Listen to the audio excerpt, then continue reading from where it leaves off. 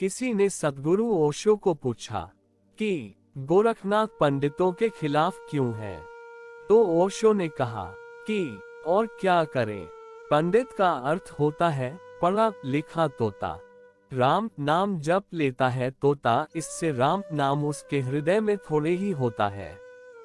गीता भी दोहरा सकता है, गायत्री भी पढ़ सकता है, कुरान की आयत भी कंठस्थ कर सकता है, लेकिन इससे उसका प्राण थोड़े ही भीगता है।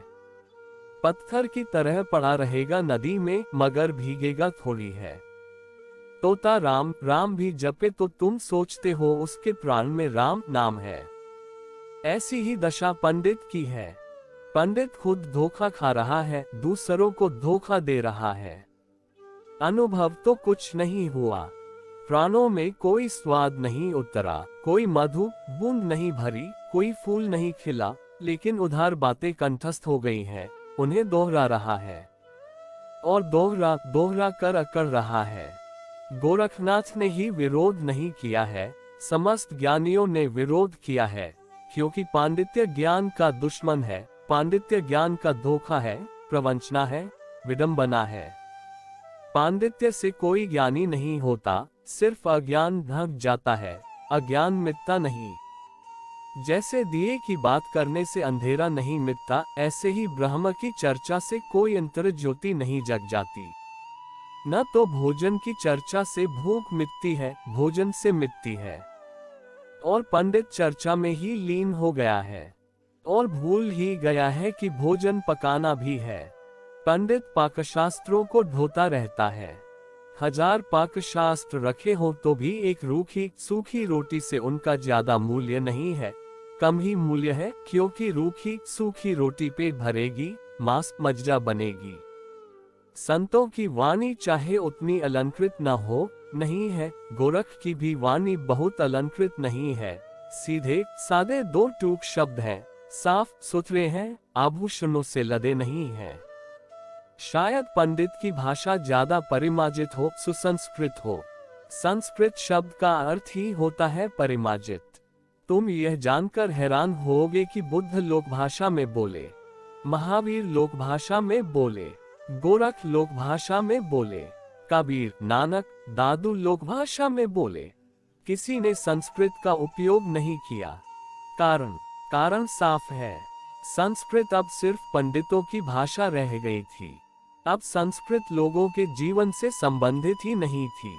अब तो पंडित चालबाजी के कारण संस्कृत का उपयोग कर रहा था। चालबाजी क्या है? उस भाषा का उपयोग करो जिसको लोग न समझते हो। तुम जब ऐसी भाषा का उपयोग करोगे जिसे लोग नहीं समझते, तो लोगों को कभी पता नहीं चलेगा कि तुम जानते भी हो कि नहीं।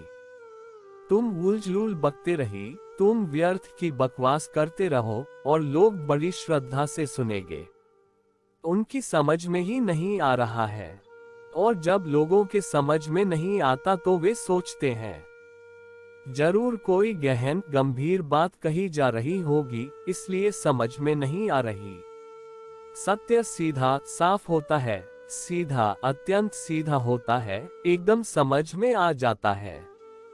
सत्य को समझने के लिए बहुत दाव पेंच नहीं लगाने पड़ते।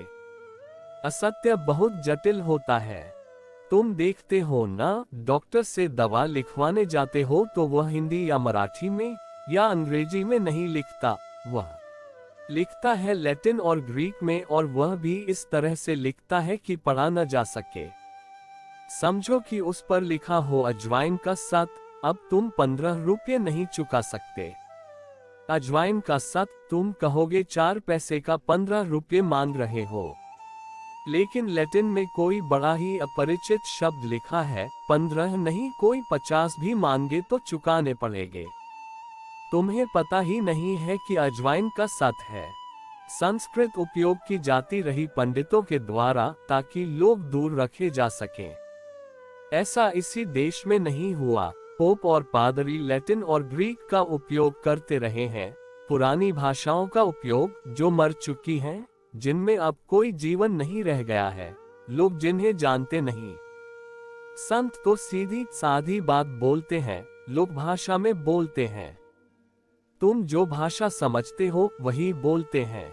अपना अनुभव लोगों तक पहुंचाना है तो वही भाषा बोलनी चाहिए जो लोग समझते हैं, लेकिन जिनके पास अनुभव नहीं है, पहुंचाने को कुछ है ही नहीं, उनके लिए तो यही उचित है कि वे ऐसी भाषा बोले कि कोई समझे न। समझ गए तो पकड़े जाएंगे। पंडित उधार है, बासा है। उसने परमात्मा को स्वयं नहीं देखा है ही उसने शास्त्र पढ़े हैं जिनमें परमात्मा की चर्चा है। उसने तर्क किया है, विचार किया है, सोचा है, दया नहीं, अनुभव नहीं किया है। इसलिए विरोध है। विरोध में कोई पंडित की दुश्मनी नहीं है, पंडित पर करुणा है। उसे भी चेताना है, उसे भी जगाना है। गोरख का वचन है, पढ़ी देखी पंडिता, रही देखी सार, अपनी करनी उतरिबा पार।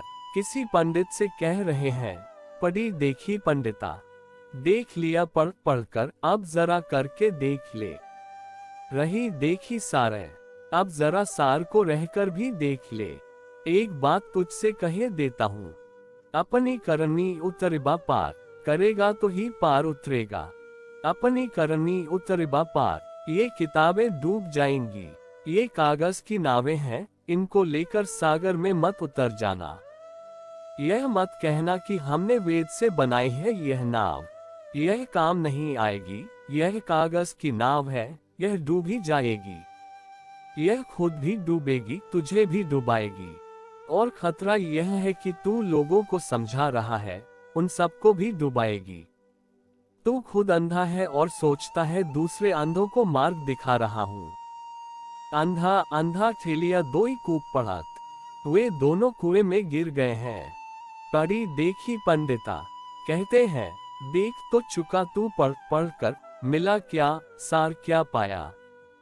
अब रही देखी सारे, अब हमारी सुन, अब जरा जीवन में उतरने दे, अब जरा जीवन से जुड़ने दे। अब विचार ही विचार मत कर समाधि के संबंध में, क्योंकि समाधि के संबंध में विचार से क्या होगा। अब तो निर्विचार हो, समाधि को उतरने दे। रही देखी सार, अपनी करनी उतरिबा पार, और करेगा उससे उतरेगा, जानेगा उससे उतरेगा। उसी की नाव बनेगी जो पार ले जाएगी, और दूसरों की नावें काम नहीं आती। इस जगत में कोई उधार ज्ञान काम नहीं आता। उधार ज्ञान तो सिर्फ अज्ञान को ढांक लेता है।